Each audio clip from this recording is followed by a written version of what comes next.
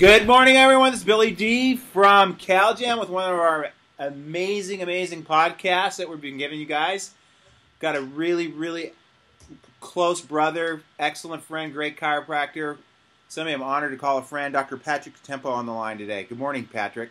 Hey, good morning, and thank you for having me. And all I could say, Billy, is that every time I spend time with you, I enjoy life a lot more. That's true, and it's the same thing with me hanging out with you. We've had some great times together.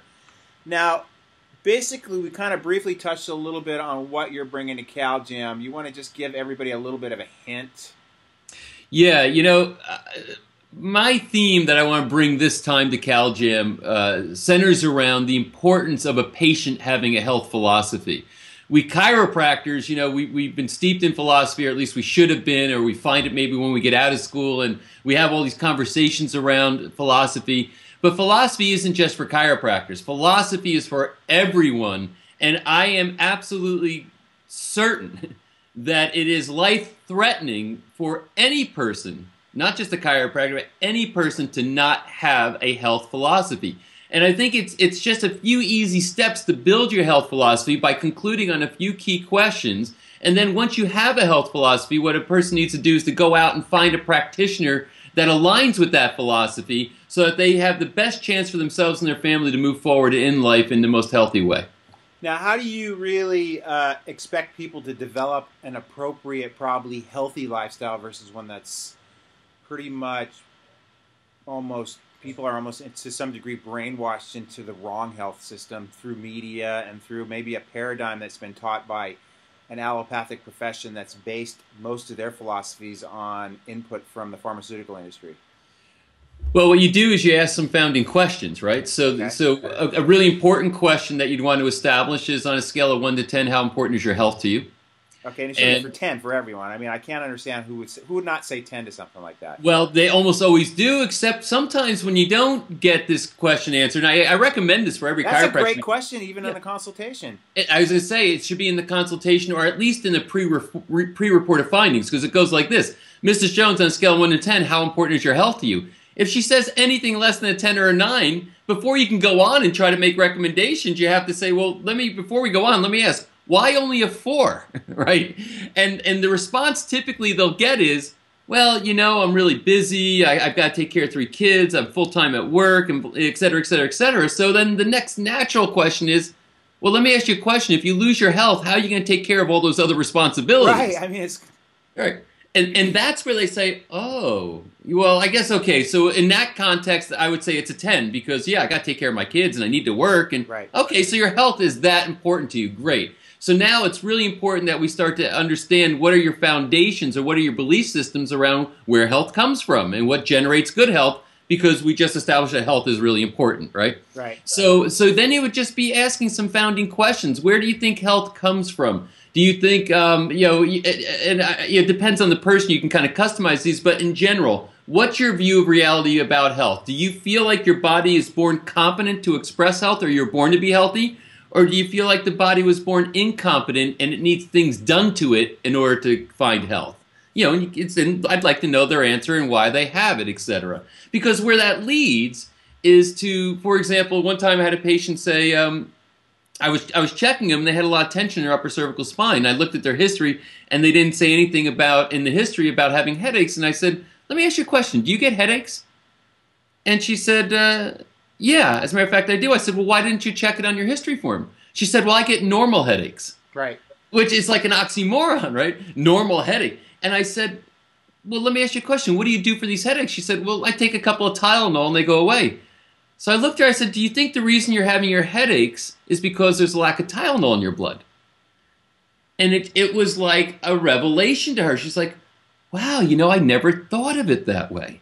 And that's the whole point. If you have some sort of a health philosophy to reference your actions to, you'll start to think in those terms. Geez, if I'm getting headaches, Tylenol isn't fixing my headache.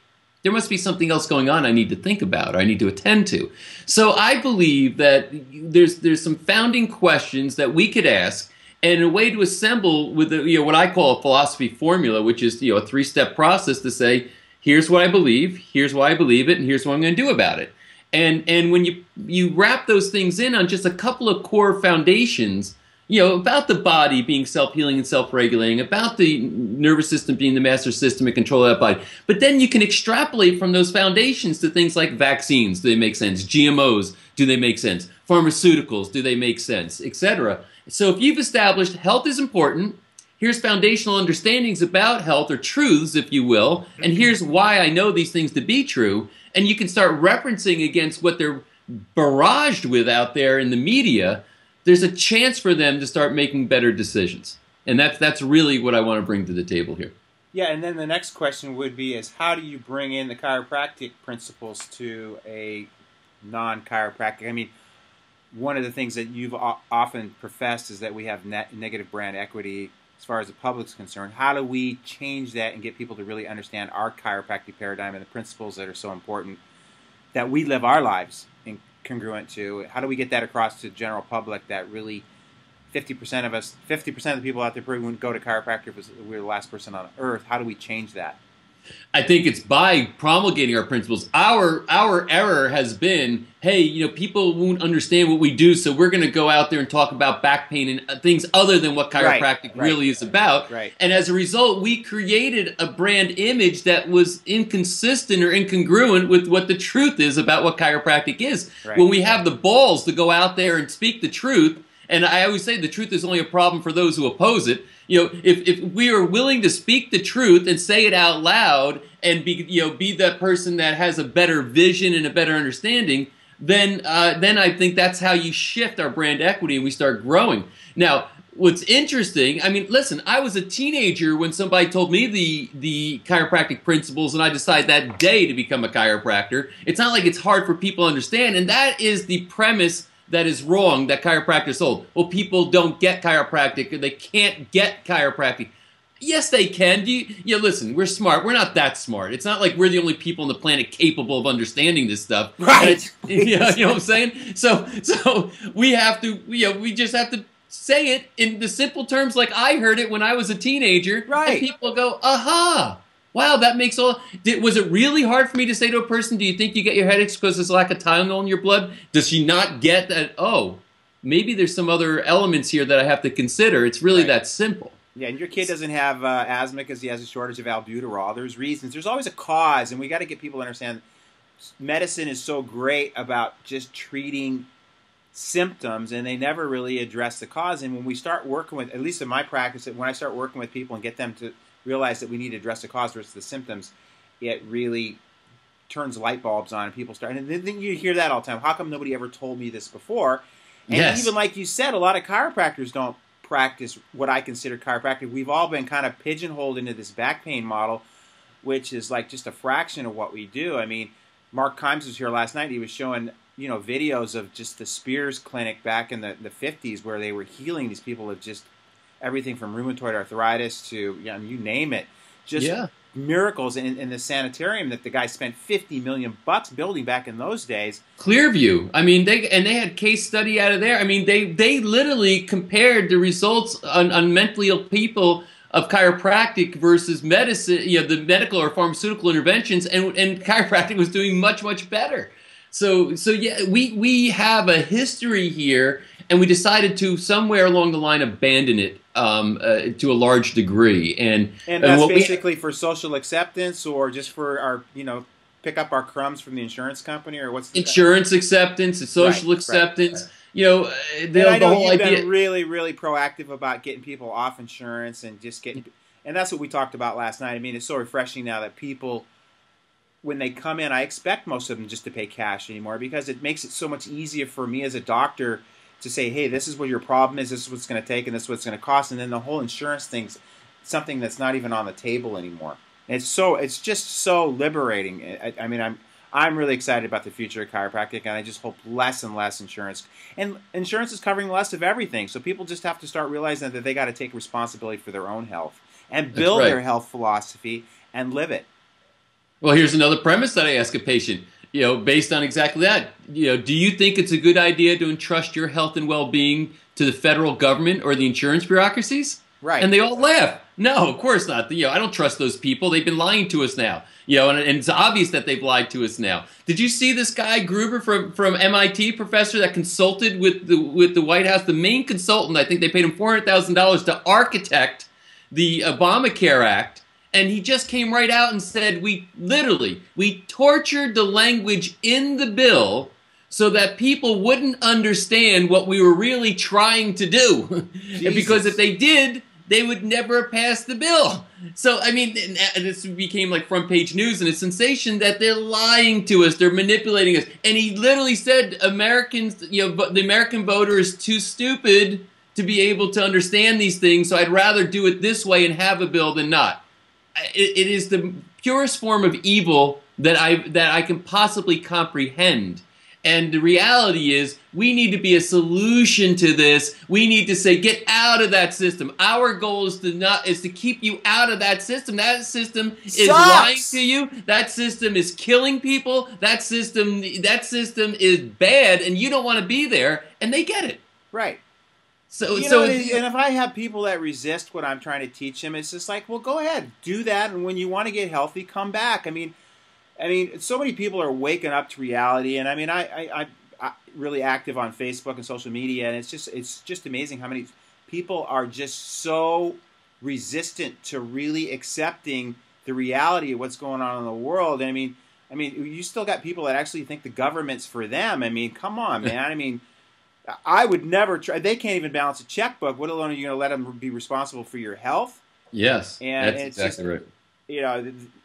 It just blows my mind what people are led to believe. Let's change gears a little bit. Now, you've been kind of going to a few Fleetwood Mac shows lately. Yeah. So who's taking care of them when they're in L.A.? Well, I'm going to be actually with them in Sacramento next week. So here's what sort of happened, and I haven't talked about this publicly. But I want to mention the fact that you and Brad are really good about bringing celebrities to the table with chiropractic, and I mean, because if people say, "Well, God, if it's good enough for Fleetwood Mac and it's good enough for Misty May Trainer, well, maybe I should give this a try." I mean, and as we go on and on, as far as chiropractic is gaining such astronomical acceptance worldwide, you're going to see more and more celebrities and sports stars coming out. I mean, it's just a matter of time. I mean, like I said, it's such a great time to be a chiropractor. But go off on your little history with Fleetwood Mac, and how did you ever get that whole thing lined up? Well, this is a really interesting story. I've been living my rock and roll fantasy like never before, almost as good as getting up on the Cal Jam stage and jamming. Yeah. So when I got a call a few weeks ago from a friend who's also a client from some of my other companies, who's in Chicago area, and basically said, hey, Fleetwood Mac is going to be at the Garden Monday and Tuesday coming up. They got a couple of sold out shows. They're looking for a chiropractor. Do you know anyone? And I said, I'll take that gig. so I and what happened? So I went in there, and it was, listen, I'm a huge Fleetwood Mac fan. I mean, Rumors came out, I think, my senior year of high school, and it was the 9th best-selling album of all history. And there's not one bad song on that album. There's not one, and the album before, every song is a hit and great. And how come we don't have albums like that anymore? We don't have. I'm nostalgic for that stuff. I'm going back to vinyl. I'm buying a turntable. I'm buying vinyl again. I'm going. Anyway. I don't want to sound like an old person sitting here saying they don't. Music today sucks. They don't do it like they used to. But the reality is, albums were themes. They had a soul to them. Exactly. And Fleetwood Mac. You played it from front to back, and you played it in order. You didn't just play like today. You listen. I go to a party or something, and people will play like 2 minutes of a song, and then they're on to the next song. It's just like. That's the whole thing with this ADHD problem kids have. It's just we can't stay focused on anything for long enough. Whereas we used to listen to the album in entirety because it was kind of a work of art, and it had the order for a specific reason because it made that picture. It was a portrait, right. and the experience of holding the album, looking at the artwork, reading the liner notes. I mean, the most thrilling thing in the world is when a band that you loved released an album. You go to the store, you pick it up, and you hold it in your hands, and you look at the artwork, and you think about all the implications, and you read the liner notes, and you just get lost in it for a while. It's a total experience. Now it's, did you download that on iTunes? Right, right. it's just got no soul. Yeah, I So mean, you used to get excited. You knew when the album was coming out, and you'd go to. I mean, I used to go to this place called Jabberwocky and buy my albums in there, and it was, that was my favorite thing. I couldn't wait for a new album to come out. And I remember some of those albums, they would have they would have. It was almost like you'd open the double album up, and it was like a booklet inside with all kinds of cool stuff. Yep. And you don't get that even with a CD. I mean, I still go buy CDs at the record store. I haven't got to the iTunes thing yet. I'm really old school. But, is I it like funny to have that the copy to be a CD is old school? But I am with you. It sounds. I mean, the whole thing, the digital aspect, the digitalization of music has not served it well in my mind. No. But Fleetwood Mac is a band that freaks me right back to that era. They were one of my favorite bands. Love their music. And so I went in, and obviously for disclosure, I can't really talk about individual people because I don't really have permission to say the whole HIPAA thing, But I'll talk in generic terms, and there's a really important point to make here. So I went in, on that Monday, and let's just say that I had a profound impact on some key band members. So I went back Tuesday, and because these guys they're like 65 to 70 years old, and they're on this very aggressive tour. As one of the band members said to us, we got to talk to the tour manager. Do they know how old we are? It's like they're out there like touring like they're in their 20s. I mean, they're multi-cities all over the place. It's crazy, etc.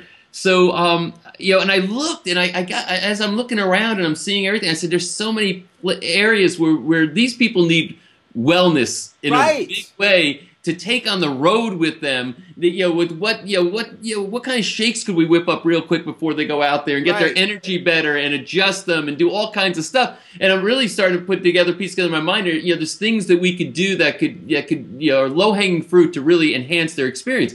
Well, by the second night, as my wife said, I can't believe they're like in love with you, and they're like so they wanted me to come do the whole tour with them, and I said, listen. If I was 20 years ago, I would do the whole tour with you, but I can't really do the whole tour. I'll get to as many cities as I can. I've been to 5 so far. I'm going to see them, I think, out in Sacramento next week. They happen to be in Atlanta. See, I'm going to be in Napa. They're in Sacramento, so they're like an hour away. I'm going to go. If you need anybody to cover them in Orange County, another bald guy. I definitely will get you over there. And even if I happen to show up there, I'll bring you backstage with me. I brought my brother backstage with me, up in Hartford. It's been, I now have. I mean, when I got after the second night, they took away the temporary passes they give you every time you go, and they gave me, the all access laminates for anywhere in the world. I'm gonna be with them out in Europe, so that's gonna be fun because I'm gonna be in Europe when they're touring out over there, and we're gonna go see them there. So it's been really really great. But here's the one point I want to make. Yeah, but I also want to ask you the question: how important is it for the general public to see celebrities like that? I mean, and I don't know how we can kind of further push that out that celebrities actually get adjusted.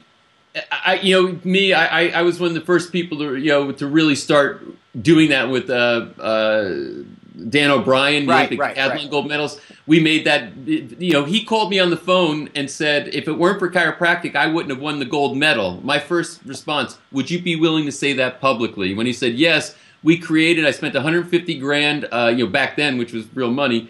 On the video, but we sold 60,000 of them. We got out there in circulation. It was, because I recognized how the leverage celebrities bring. I brought William Shatner to Parker in 2003, and had a 7-figure deal wrapped up with what I did with him. But because he was such a great chiropractic advocate, got up on the stage in front of 6,000 or 8,000 people at Parker in 2003 and talked about the importance of wellness and chiropractic, etc. So I just always have felt that celebrity endorsement is worth so much to us, and we need to leverage it on I think a bigger and a better basis. One other thing, just for every chiropractor, I think you want to hear this. You know what the thought I had? Because I was so grateful for my life when I was sitting back there with these rock stars and I was bonding with them that I admired so much. And I literally had this thought of gratitude, when I just had a silent moment back there. My wife Lori was back there with me. And here's the thought that occurred to me. If I was the best medical doctor in the world, I wouldn't be sitting there. Right. If I was the best surgeon in the world, I wouldn't be sitting there. Right. What brought me here at this moment in time is the fact that I am a chiropractor. Exactly. That's what made it happen. Medicine wouldn't have got me there. Surgery wouldn't have got me there. Nothing would have got me there except the fact that they wanted a chiropractor, needed a chiropractor, and got results from the chiropractor. It's amazing. Yeah. And, So so many people in our profession have this low self-esteem, and I mean, I've never gotten that. I mean, maybe when I first got out of school, I really didn't have that self-esteem that I have now. But I mean, chiropractors need to step it up as far as having faith and certainty in what they do, and it just amazes me that so many people in the world are running around looking for health, and we're actually running. Some of us are running in the wrong direction, and that was one of the things that we touched on a little bit last night at DCS is the schools and how they're turning out more allopathically minded chiropractors. And what Mark said is a lot of these schools are basically going to die on the vine because they're basically catering to an old model, an insurance third-party model, which is not sustainable anymore. It's 100% right. And I mean, I deal with this all the time as far as the chiropractors having the identity. They don't have their philosophy founded is what happens. They don't know who they are. They don't have philosophy gives you your identity. Yeah. And you're saying, well, do I fix back pain? Am I more of a general vitalistic? I help general. They're kind of like they don't know. And then what happens is the inmates run the asylum. Their patients are kind of directing them as to what they want as far as their wishes fulfilled, as compared to the chiropractor leading their community and leading their patients. And the schools are the culprits. Not all of them, but most of them are not doing the job to teach these people correctly.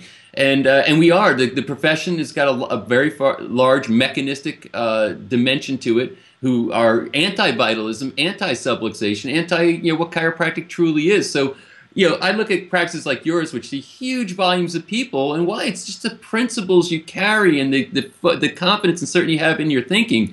And that's not it really isn't a hard thing to acquire. I've seen it.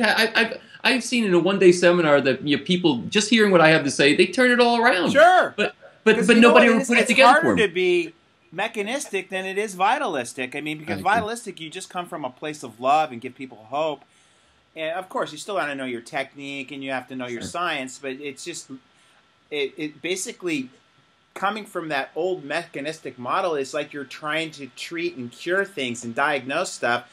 Whereas when you come from vitalistic, literally everybody on the planet needs chiropractic, and everybody be healthier living a chiropractic lifestyle versus trying to just treat whatever diagnosis that they come in with. I mean, you have to think too much in that model, in my opinion. And it's not that I don't like to think. I just don't think you should have to think that much as a chiropractor. I mean, it should be across the board. It's just like everyone goes to a dentist, everyone should go to a chiropractor. That's right, and it really should be that matter of fact, and that's why you come from that. I mean, you show up right, you look right, your office is right, you represent, and I think that that's so important. But the representation is just an outward expression of what's in your mind. You're proud to be a chiropractor. Oh God, I love it. Which means you show up looking like somebody who's proud of what they do, and your office looks like you're proud of what services are presented there. Everything's a reflection of you. So if you're walking in your office and it looks kind of dumpy and you got tape on the table, that's kind of saying something about what's in your head. Exactly. So I think that we need to recapture the pride of chiropractic, and I got to tell you, sitting backstage with Fleetwood Mac, I was never so proud at saying chiropractic brought me here. If I was some other kind of doctor, it wouldn't have got me in the door. Right. And so maybe if you were a plastic surgeon, it might get you in the door, but no, they go out for those services. See, they don't want the plastic surgeon backstage with them. But I know where their values are at, a lot of them. Yeah. No, these guys. Listen, I have to say they're amazingly lovely people that were surprisingly unaffected given the magnitude of their fame. They're just a wonderful band. Okay, in closing, I'm just going to ask you one more question. You've been at every Cal Jam since the very beginning. What kind of growth have you seen, and how has it really impacted you, and how do you think it impacts others? As far as just where I really want to take it, in your opinion? So I'll say a few things here. Number one, I've been around for a while and I've seen it all, and I've spoken on every major platform in this profession multiple times over the years. And I can tell you that Dr. Glass. I'm sorry? I call you Dr. Glass because you are probably, in my opinion, probably the smoothest, cleanest, most articulate speaker in our profession. That's why I'm honored to have you back. I've said that many times. I thank you for that.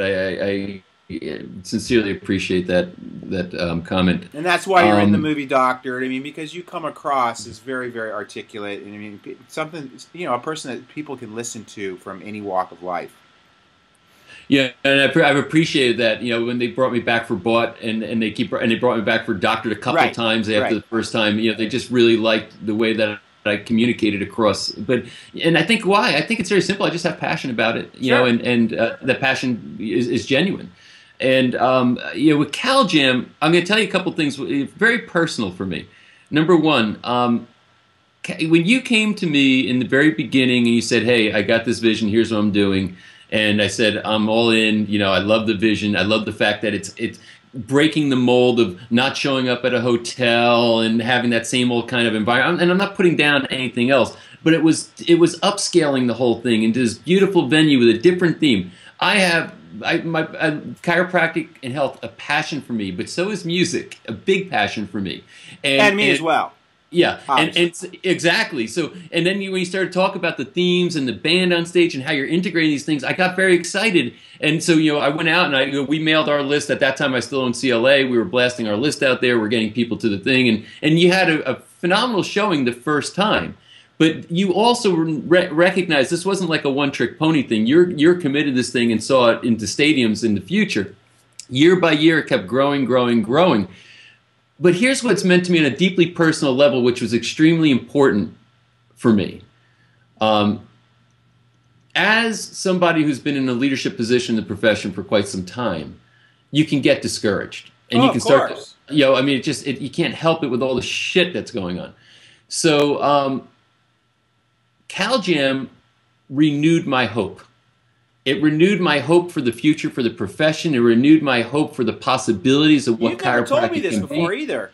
Oh, it's I'll get teary thinking about it. No, the timing on it couldn't have been better. And I'm talking from a very personal perspective. It couldn't have been better for me personally because when I looked at what was going on in the profession, and I was involved in secret meetings going on where I'm flying out to varying venues where different people that I can't name saying, "Hey, we want to bring you in," and and the drug shit was going on. All these things are going on, and people are talking about the problems.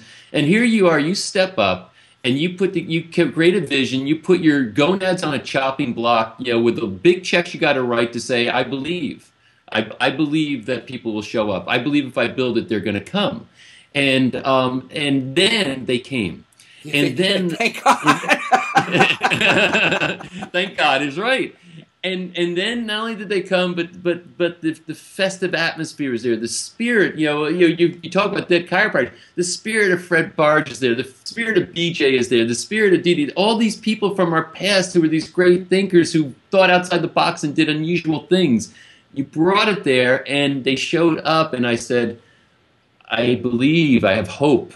My hope is restored," because, listen, after a period of time, you start, listen, I don't know how to say this. I've made a lot of money in the profession in my career. I get that. Sometimes I say, I should just forget all this shit and just go surfing and, Yeah, it's like, am I wasting my time exactly. and my life energy here? Right. What am I doing? Right. And then I see Cal Jam, and the first Cal Jam, the second Cal Jam, the third, and every time I go, it's a renewal of my faith and hope in the future of the profession. So when you ask, what does it mean? Not only the profession, but also faith and hope for the planet, because we're the only profession that really is going to save this planet, in my opinion.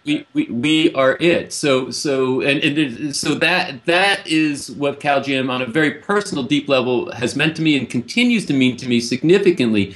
Further, I also believe that you've done something that is pure genius, that I don't know that if it was completely intentional or if it was pure innate, that it just came out. It was pure innate. It wasn't genius. Even though it's buried in all. Yeah, it is genius. I could say this.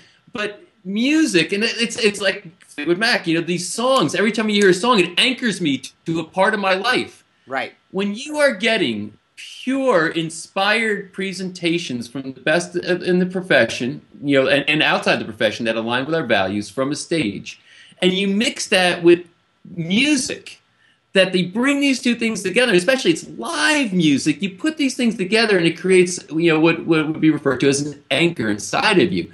So now a song can trigger an experience that you had and put you into a state of positivity and enthusiasm that is unprecedented. And that CalJam combines music and principles, music and philosophy, music and hope, music and a vision for the future. You put those two things together and you've got a combination that is unmatched anywhere else. And you've done it, and you've done it in spades, and it's worked every single year. It's gotten better every single year. So my enthusiasm for CalJam and showing up there, I look forward to coming to there, every single year in a way that I can't tell you. I'm like giddy. It's like I'm young again. I'm excited again. Right. I feel for the future. Right. It's like I'm going to Woodstock. Right. It's magical. So anyway, so without trying to get overly emotional, that's what it means to me. Well, I really appreciate you taking time out of your day. And as you well know how much I love you and appreciate everything that you've done for me in the past. Obviously, I've been through some of your programs as well, and you've really helped me with my certainty. And I just look forward to continued relationship and friendship that I have with you and going on in the future and bringing this chiropractic message to the world. Amen, brother. And I love you too. And I love what you're doing in this profession. And just keep at it. And for anybody who's listening to this, I'm assuming you've probably been to CalJam, but if you haven't, all I can say is WTF, man. It's coming up. You got to get there. I mean, how can you not show up for something that's this big that can have this much impact on your life in the future of this planet? I don't understand it. People will spend $500 on a Super Bowl ticket. That's not going to do anything to build their practice. But this is what I consider the Super Bowl, getting people off their butts to save the world. Amen. So show up there, and then when we're there, just walk up and say, I heard that interview. Yeah, exactly. and I'm there. We do walk around. I love meeting the people who are there. So it's not like we're hiding in the back somewhere. We're out. Mingling with the crowd. I love being with the people. We got the gala dinner too. They can come to that and hang out. That thing is awesome. That thing is awesome. So just get to CalJam. It's gonna make you come alive and be happy that you're a chiropractor. All right, rock and roll, brother.